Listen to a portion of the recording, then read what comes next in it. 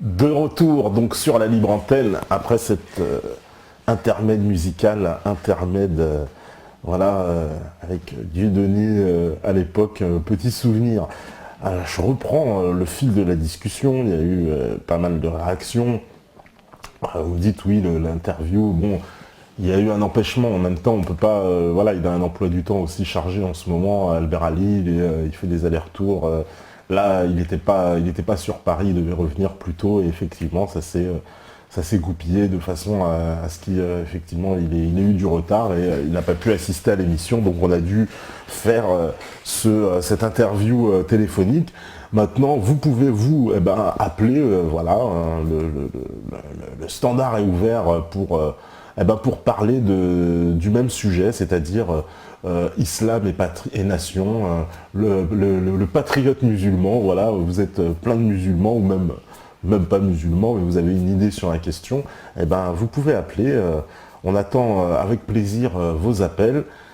Vous connaissez le numéro, ça s'affiche en bas, et voilà, pour ceux qui veulent passer à l'antenne et nous dire ce qu'ils pensent un peu, parce que voilà, je reviens un peu sur ce qui a été dit aussi. Alors voilà, il y a les fameuses questions voilà, de Claude Ratignier, hein, les fameuses questions, à chaque fois il nous sort des questions dignes d'un agent, il parle d'infiltration, mais alors les questions, moi ce que je demande sont les sources, mon cher Claude Ratignier, les sources, hein, balancez-nous des liens, des sources, des choses qui corroborent. Hein, on a besoin d'éléments un peu probants quand même, on ne peut pas balancer comme ça des accusations ou des affirmations en l'air. Hein, déjà on joue nous-mêmes, on marche sur des œufs dans la simple, dans le simple relais d'articles, hein, puisque des fois, voilà, il faut quand même faire des vérifications, il faut aller voir, parce qu'il y a pas mal d'intox, hein, vous savez, sur Internet, maintenant c'est une nouvelle mode d'intoxiquer évidemment le flux d'informations et de faire tourner une fausse information. Donc voilà, il y a un travail en plus qui est assez pénible, hein, de vérification constante, hein, de l'information. Alors si en plus maintenant, dès qu'il y a un invité, on lui balance comme ça des affirmations sur des choses sans avoir au préalable effectué au moins une vérification, ou au même donner une source claire, une source probante, voilà, qui corrobore un peu les propos, parce qu'on ne peut pas balancer comme ça des affirmations en l'air. Alors on nous demande justement si on va inviter Emmanuel Ratier, c'est prévu, effectivement on l'invitera et il nous en parlera, parce que lui c'est le spécialiste effectivement des infiltrations et des réseaux, qu'il connaît très très bien. Alors on ne nie pas que tous les réseaux existent, on ne nie pas qu'il puisse y avoir de l'infiltration, c'est un grand classique, mais avant de balancer des accusations, il faut avoir un certain nombre de preuves, on ne peut pas balancer comme ça. C'est un peu logique. Alors, qu'est-ce que vous me dites encore? Parce que oui, là, selon l'atelier, il pose des questions à l'invité, mais l'invité n'est plus là, mon cher Solo Latenia. C'était tout à l'heure avant la pause, mais Albert Ali ne pourra pas revenir, donc il reviendra dans l'émission, mais pas ce soir. Alors, il y a j'ai vu que le débat s'engage entre vous avec ces affirmations, voilà, justement sur le fait de l'appartenance ou pas de Soral avec le FN, etc. Bon, c'est énorme. Alors qu'est-ce qui nous dit que Nel 30? Vaut mieux parler de l'Ukraine, c'est chaud, Poutine ne reconnaît pas les larbins que l'OTAN a placés au pouvoir. Pourquoi la Russie a laissé faire? Preuve que Poutine joue aussi pour l'Empire, Hilar a raison. Ouais, mais est-ce qu'il a eu le choix? Est-ce que tout ça n'était pas aussi bien goupillé? Est-ce qu'il a laissé faire?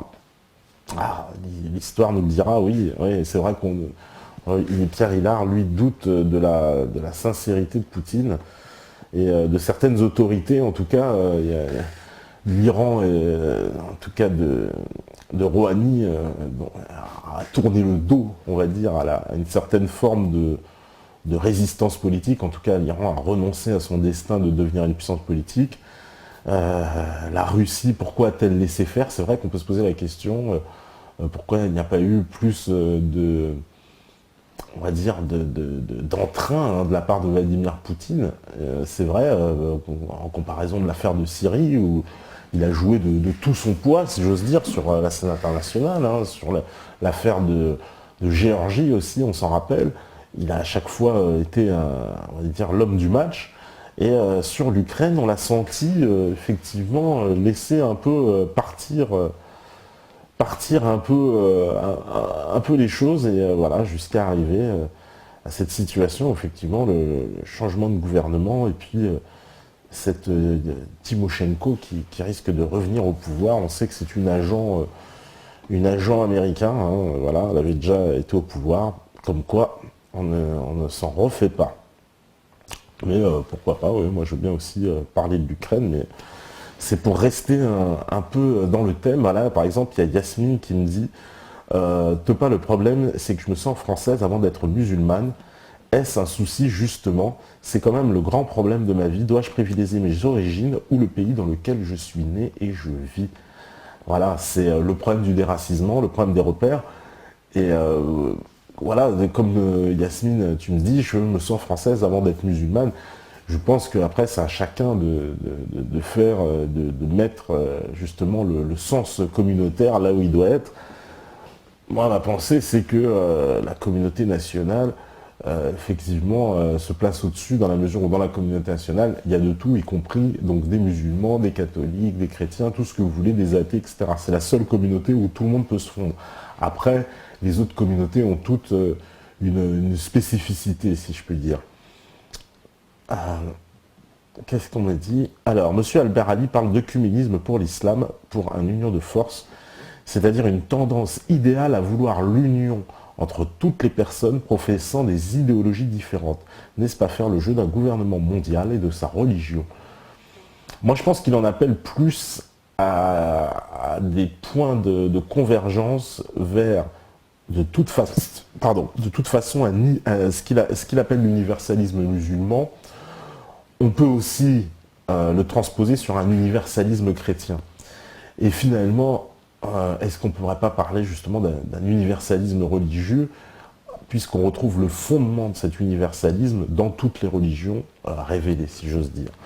Donc, et en particulier, donc, on va dire, vous savez, voilà, la soumission à certaines valeurs, à certains principes auxquels on ne déroge pas. Et dans cet universel-là, on voit bien que les chrétiens comme les musulmans peuvent s'entendre.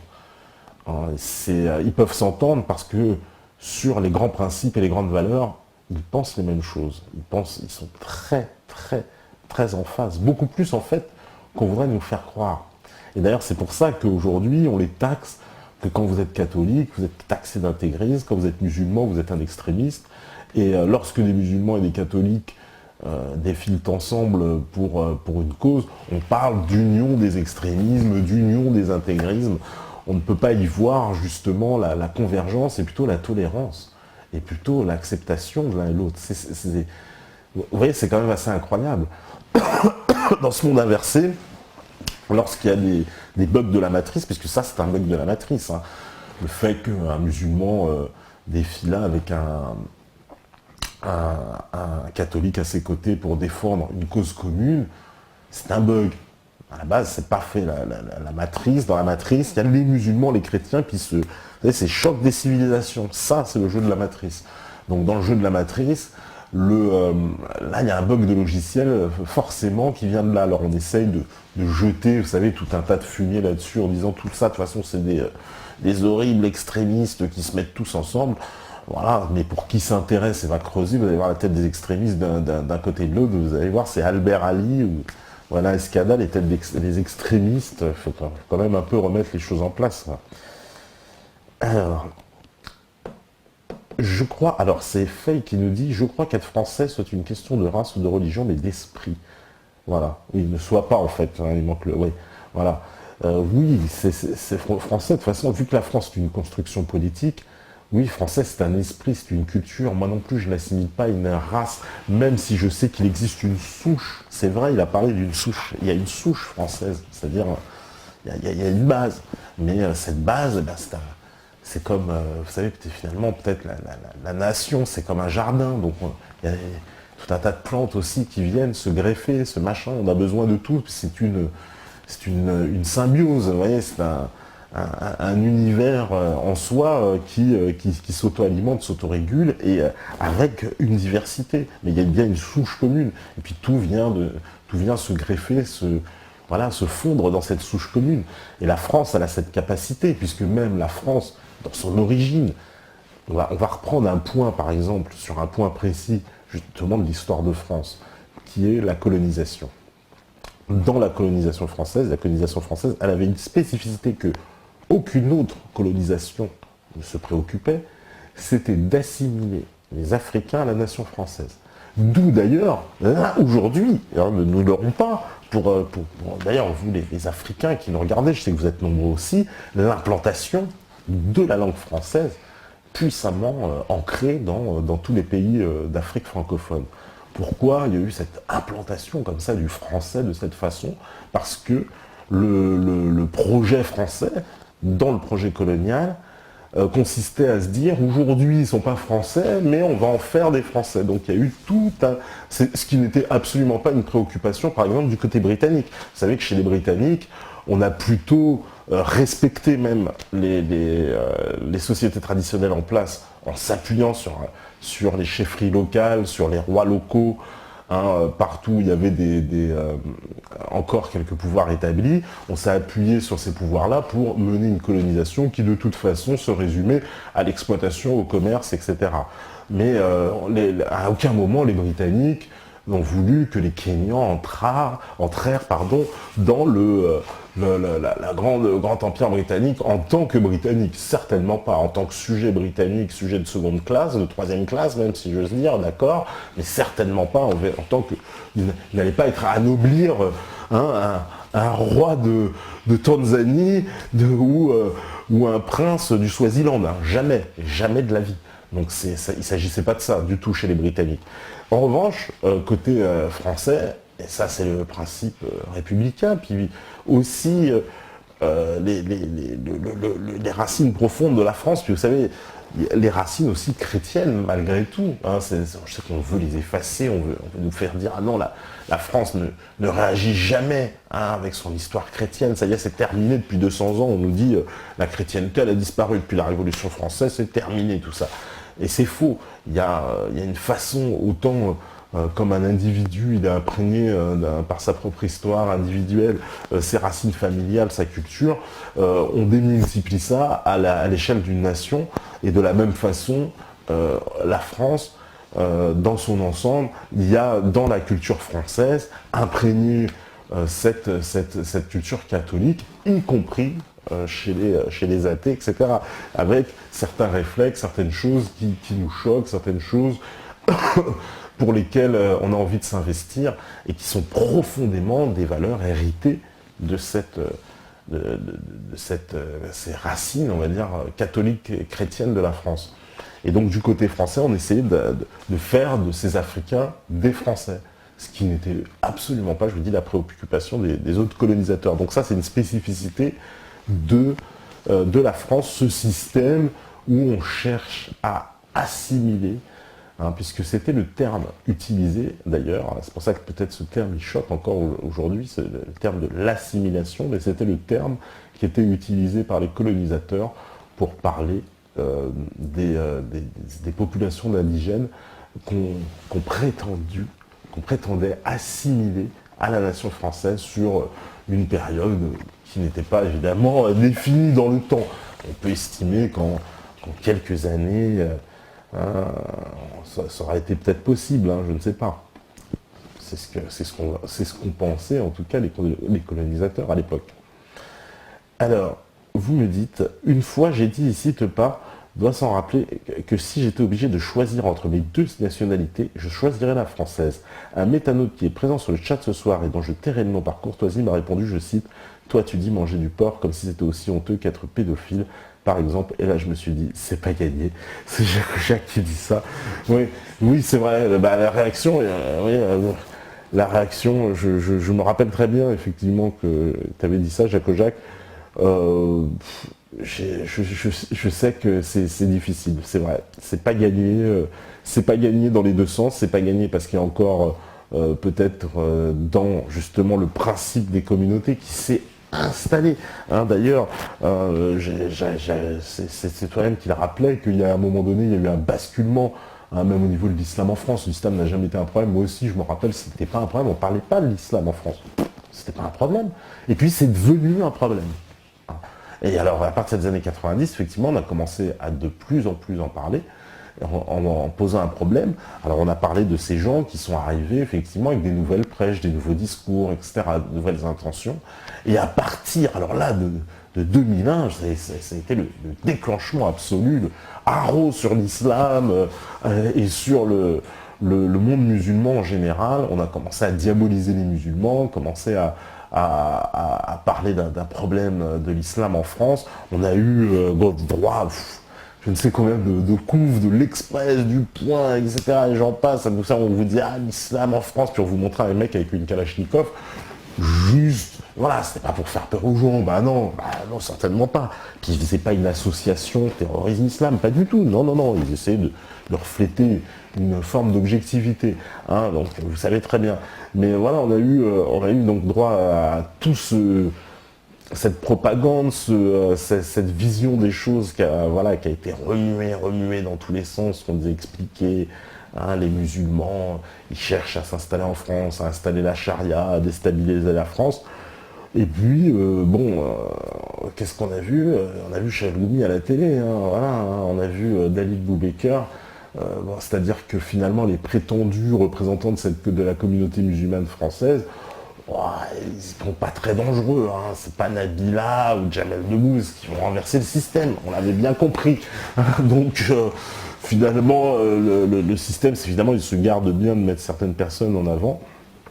Mais on comprend bien que c'est à partir de ce moment-là que tout ça a commencé à basculer complètement, nous faire... et puis ça a basculé aussi, alors dans les films, ça avait commencé depuis longtemps, mais ça a connu une accélération, et puis au point de devenir admis maintenant, puisqu'il y a les jeux vidéo, vous savez, voilà, etc. Il y a eu toute une imagerie,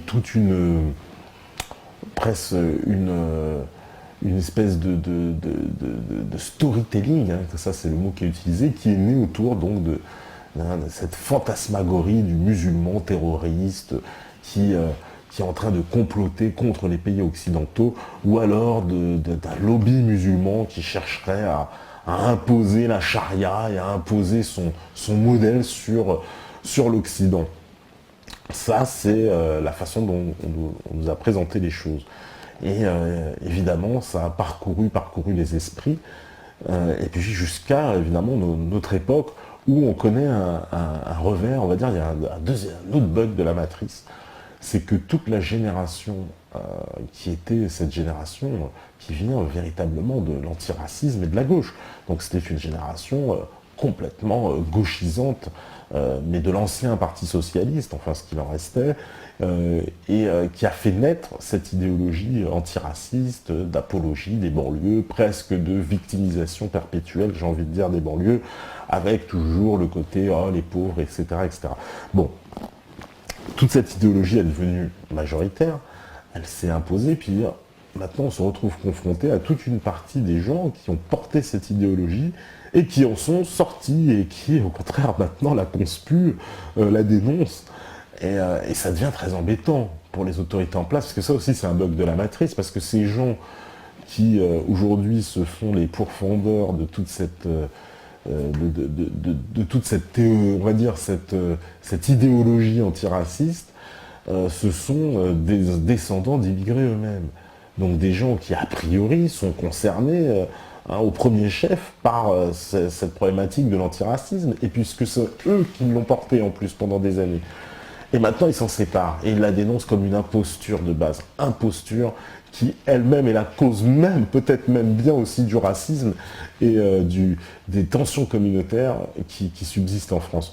Donc là, on est confronté à un deuxième bug de la matrice, quand on est confronté encore à un moment donné où ça ne correspond plus, la matrice bug complètement par rapport au plan qui était initial, qui était prévu. Parce que toute cette population-là, normalement, elle devait rester du côté des antiracistes et continuer à colporter l'idéologie de l'Empire. Là, on voit bien que non, ça a complètement capoté. Alors, il y a Pascalien, il dit la colonisation est de voir des races supérieures. Oui, ça c'est ce que pensait Jules Ferry, un homme de gauche comme on l'aime. Hein.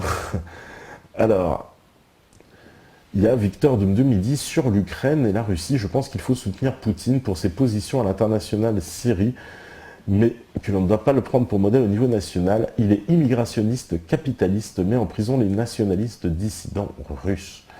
Ouais, bah oui, bien sûr. Poutine, de toute façon, on a toujours des critiques à lui faire, mais c'est vrai que sur le point de vue international, il a plutôt été grand chef. Mais après, la Russie, c'est un grand pays.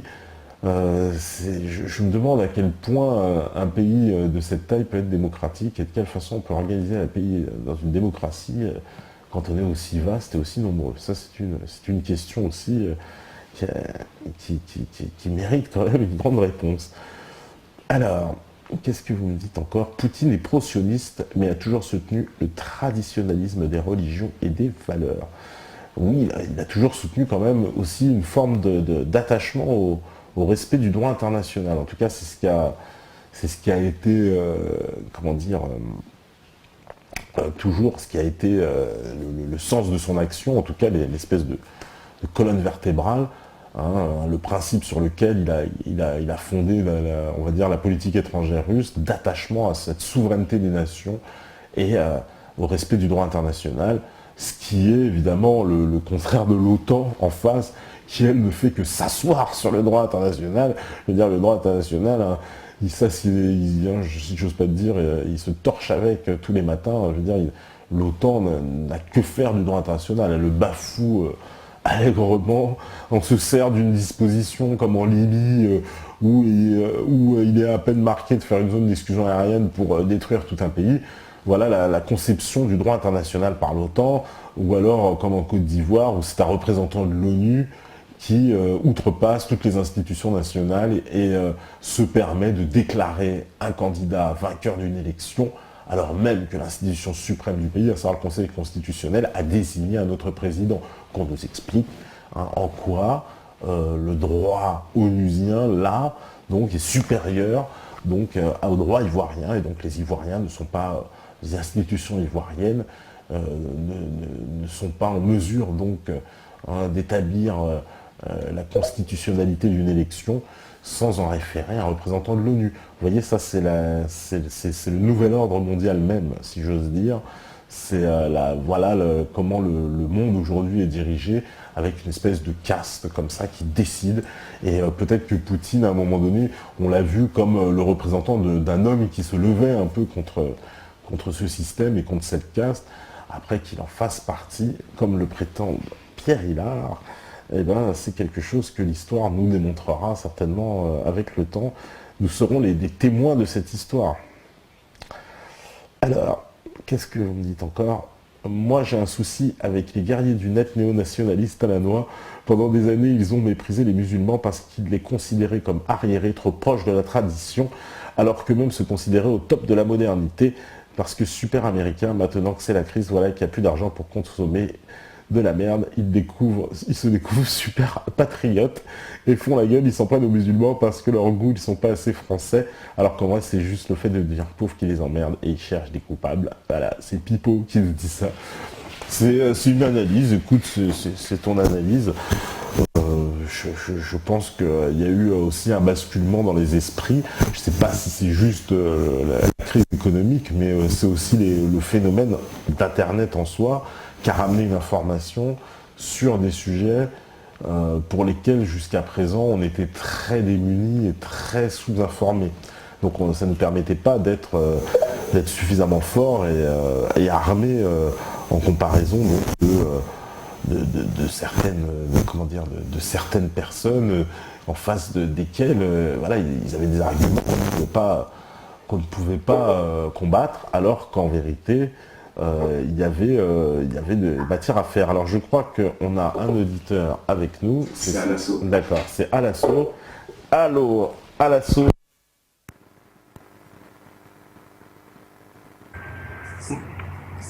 Allô, ça Ouais, passe. Non. tu me reçois? Oui, on trouve ça très Ouais, bien. tu m'entends? Ok, parfait. Eh ben, écoute, heureux encore une fois d'intervenir avec toi, te pas? Bah, en Honor, plus, là, c'est un honoré. sujet à mon avis, Bah ouais, ouais, mérite. Là, on en a parlé, là, un peu de. ouais, ouais, évidemment. Ben, je pense on est pas loin comment dire, du sujet qui me préoccupe énormément en ce moment.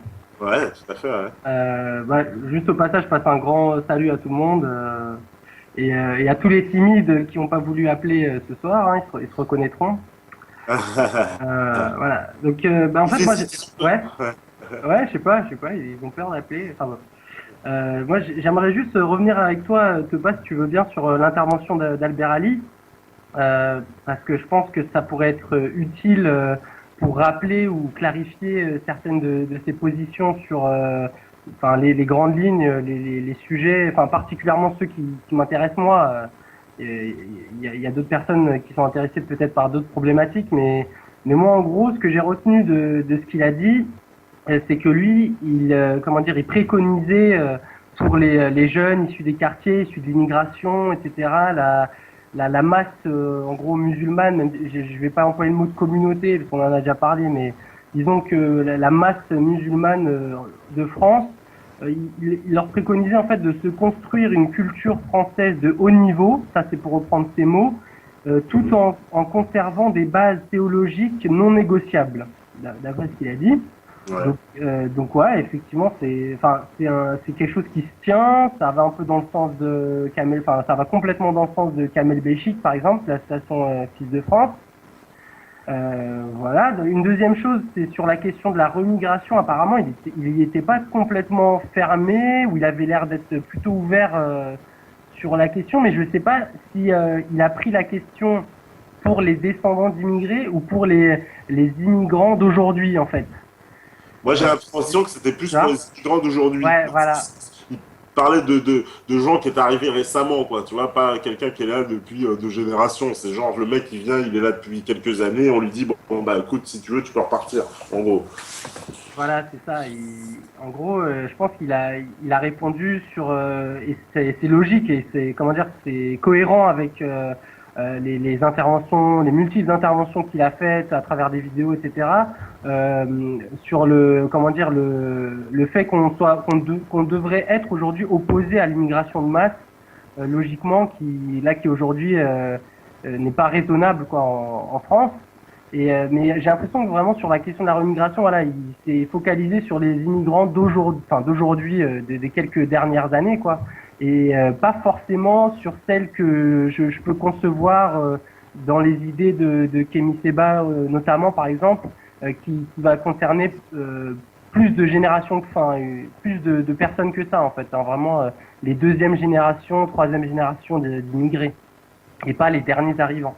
Mais enfin bon, c'est peut-être un débat qui sera fait avec un panafricain peut-être un jour, si Ouais. vous le recevez.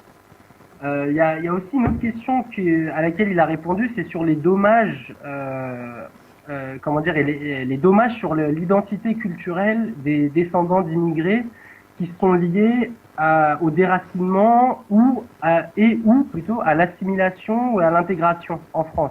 En gros, il avait dit clairement, je crois que tu ne peux pas éviter des pertes et des dommages du fait du déracinement de ton pays d'origine, du fait comment dire du côtoiement d'une majorité face à une minorité. C'est-à-dire que toi, si t'appartiens à une minorité face à une majorité qui a une culture différente, tu pourras pas éviter des dommages sur ton identité culturelle, etc. Il a pris l'exemple du Royaume-Uni où apparemment là-bas on a cru jusqu'au bout au multiculturalisme où chaque communauté aurait la possibilité de garder comment dire, ses bases culturelles, etc. Mais il a bien montré qu'en réalité ça n'a pas fonctionné, que l'évolution culturelle des immigrés au Royaume-Uni ne suivait pas du tout l'évolution des autochtones restés au pays d'origine. Il avait pris l'exemple du Pakistan, par exemple. Donc moi, c'est une question qui m'avait intéressé parce que j'essaye d'estimer qu'est-ce qu'on a perdu en tant que descendant d'immigrés ou en tant qu'immigrés qu'est-ce qu'on a perdu en termes de culture par rapport à notre pays et qu'est-ce qu'on aurait gagné si on était resté, si on était revenu. Et je trouve que vu que la culture c'est quelque chose d'inestimable, c'est un travail difficile d'estimer ce qu'on a perdu, ce qu'on a gagné, au change en s'assimilant, en essayant de s'intégrer, ou est-ce qu'on n'a pas trop perdu, etc., etc. Et ouais, moi je trouve que c'est une question très importante et centrale, la question de la culture et des pertes et des dommages. Et ouais, je crois que dans les grandes lignes, c'est les questions qui m'ont intéressé, qui m'ont marqué en tout cas ce soir sur son intervention. Ouais, moi, j'ai trouvé ça aussi intéressant. De toute façon, on va le réinviter. Et bon, je vois que ça continue sur le chat parce qu'il y a énormément de. Ça a fait un gros débat cette histoire parce qu'il y a pas mal de descendants d'immigrés aujourd'hui.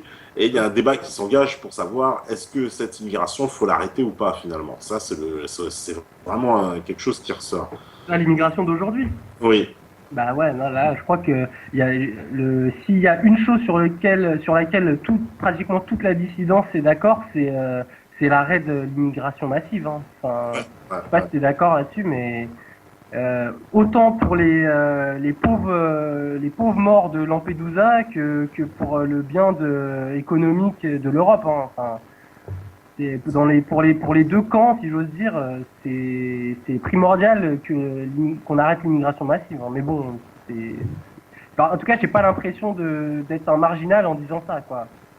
Ah oui, non, bah bien sûr. Ah bah non, de plus en plus, mais c'est-à-dire qu'avant, si tu veux, c'était un sujet tabou chez les descendants d'immigrés, parce que comme, tu vois, il y avait une espèce on suivait la doxa, il faut être immigrationniste, quoi. C'est-à-dire, si on a un descendant d'immigré, qu'on est contre l'immigration, on va même se faire rétorquer. Moi, je me suis déjà vu faire rétorquer par des Français, justement, de souche, qui m'ont dit « Ah, mais attention, toi, t'aurais pas été là si tu pensais comme si on avait mis des gens comme toi au pouvoir. » C'est complètement débile, parce que bon, moi, en plus, je suis pas vraiment un immigré, c'est un peu particulier, mais c'est-à-dire, ça n'a pas de sens.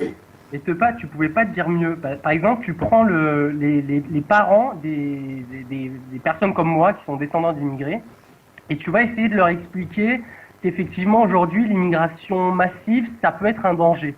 D'accord? Donc là, tu t'adresses à des personnes qui ont eux-mêmes émigré, qui sont des immigrés, d'accord? Et tu leur dis, aujourd'hui, l'idéal, ce serait d'essayer de voter peut-être pour un parti qui veut limiter l'immigration, ou en tout cas, faire en sorte de limiter l'immigration. Je pense que dans la majorité des cas, la réponse que tu auras, c'est non, franchement, on peut pas te laisser dire ça. Qu'est-ce qu'on serait nous sans l'immigration, où serais-tu toi, etc. Tu vois? Donc c'est quelque chose de très sensible et c'est très dur de convaincre les premières générations d'immigrés qu'effectivement aujourd'hui, il faut juste expliquer qu'on n'est plus dans le même contexte. Moi, je prends mon exemple personnel. Mes parents ont émigré d'Algérie dans la deuxième partie, disons, des 30 Glorieuses. Et voilà, disons avant les années 70, enfin fin des années 60, début des années 70. Et comment dire, ils sont arrivés dans un contexte où les grands problèmes économiques se posaient pas encore, se posaient pas forcément. On était, c'est vrai, à l'aube d'une grosse crise économique, mais c'était pas, il y avait du boulot pour tout le monde et puis on avait besoin de bras de toute façon pour plein de chantiers en France, quoi. Ouais. Dans tous les domaines de l'activité économique. Aujourd'hui, quand tu as un chômage qui s'arrête pas, qui fait qu'augmenter, etc., des problèmes culturels, un tas de problèmes liés à l'immigration, tu peux plus fermer les yeux là-dessus et dire que non, c'est un phénomène complètement naturel, on n'a pas à s'en préoccuper, etc. Évidemment qu'il faut s'en préoccuper et que ça cause des problèmes. Et c'est un challenge, c'est un défi de réussir à expliquer et convaincre les premières générations d'immigrés qu'aujourd'hui on n'est plus dans le même contexte, c'est plus la même histoire. Mais ça, il y a eu un changement parce qu'aujourd'hui, on en parle vraiment plus librement. Hein. Alors qu'avant, il y a encore 10 ans, c'était un sujet, mais quasi impossible à aborder. Enfin, je parle d'un point de vue d'un descendant d'immigrés. tu vois, mais c'est un sujet aujourd'hui qui est plus tabou, quoi.